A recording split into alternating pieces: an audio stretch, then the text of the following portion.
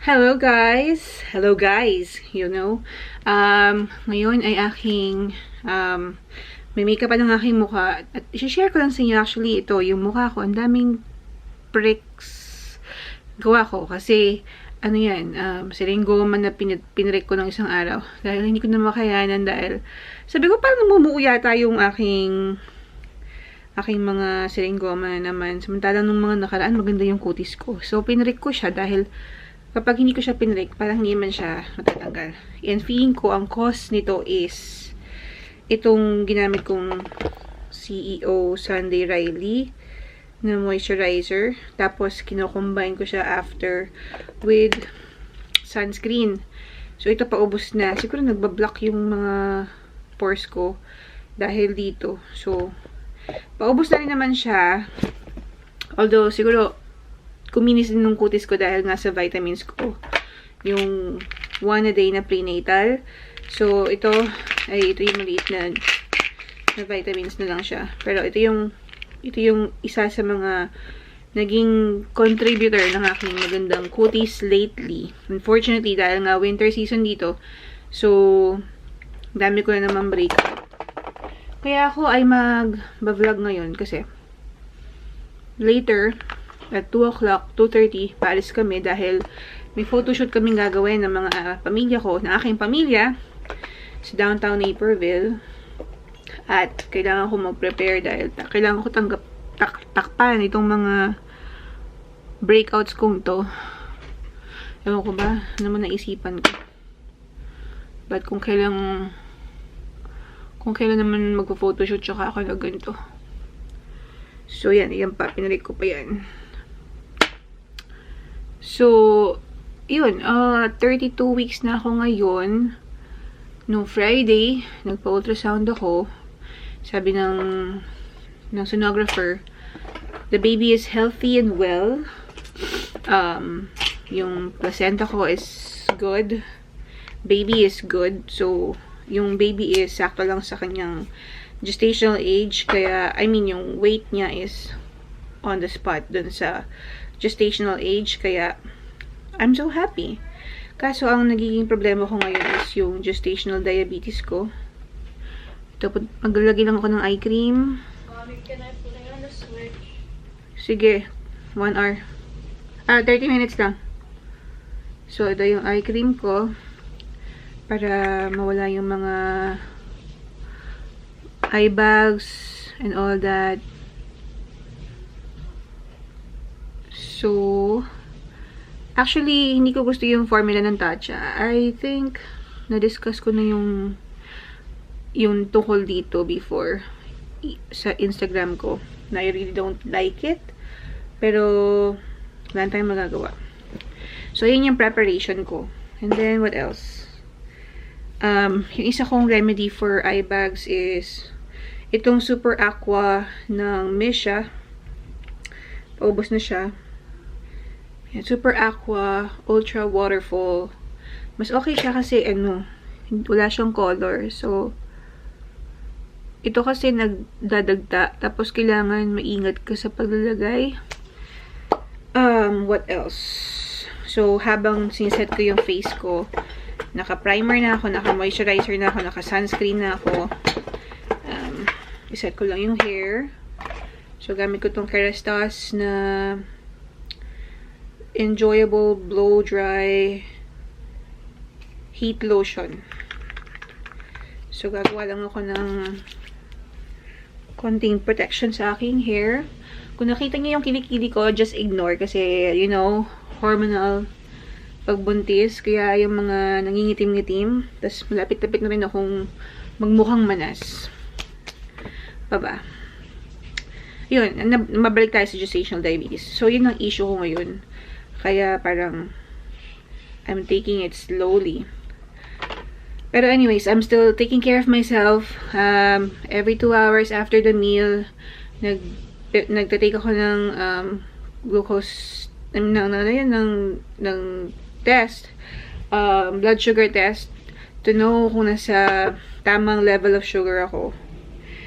Pero this season, Christmas season kasi, so nahihirapan talaga akong i-maintain ang aking diet. Ayoko sanang palakihin masyado sa baby.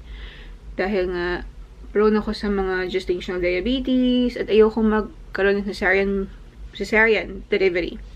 Period. I don't like that. And as much as possible, gusto ko nga sana this time normal delivery pa rin, pero without epidural. Kasi yung first 2 ko, epidural ako nun.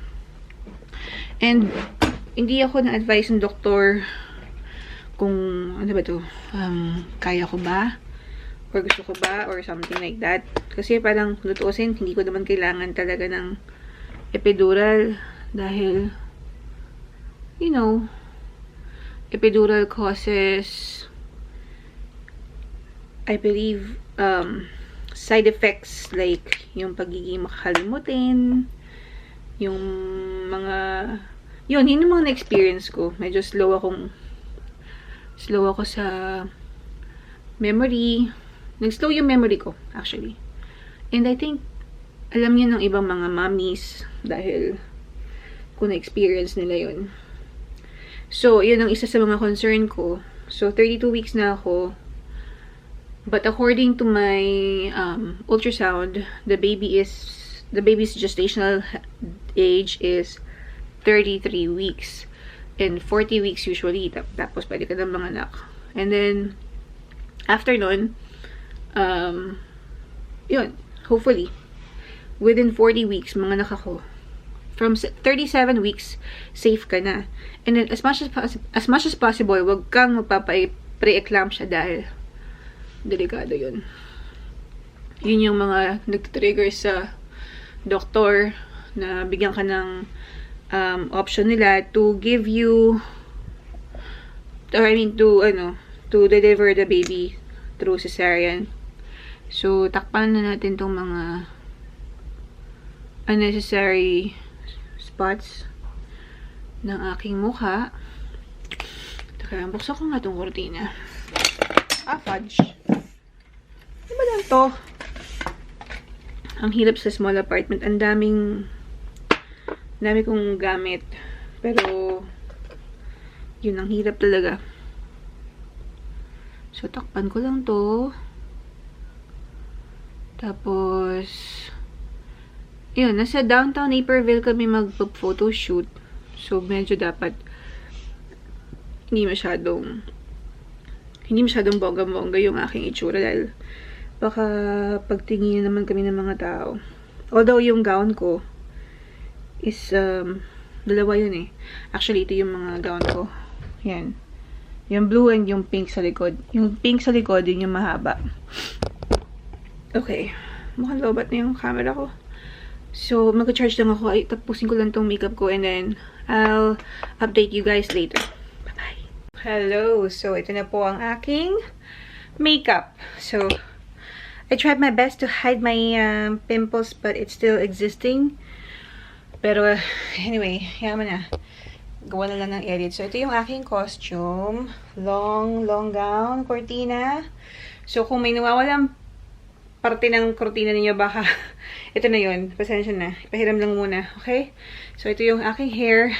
Plano ko sana magkulot. Kaso kulang na ako sa oras dahil meron pa akong 1 hour or less than 1 hour before dumating sa location. So, ayan. Hahanda na ako and then I'll see you again later, guys. Balitaan ko kayo kung anong status ng aking photoshoot. So, yan. Yan siya. Okay. Medyo malabo. But, yun ang gusto kong outfit. Ayan. Okay na. Accessories na lang. Balikan ko kayo later. So, ayan. Nandito kami ngayon sa Naperville Library while waiting for Job and Mark. Because they're the ones who are gonna take our pictures dun sa labas. 51 degrees sa labas. So, maganda yung weather. Kaya, naantayin namin sila to get ready. Alright? Nagpo-photoshoot na kami ngayon. Pero, kailangan ko na palang mag-swat ng aking dugo. Do I have to do this? You're gonna have to be here. Jarvis. Yeah. Here. Here, kuya, kuya. Okay. I'll be here. You can do guys this time. And then, yeah. Come here. That's it. Yeah.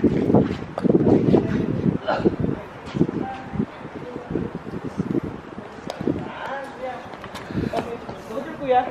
Kuya, make him laugh. That's... Kuya. Nice. Yeah, it's nice. See?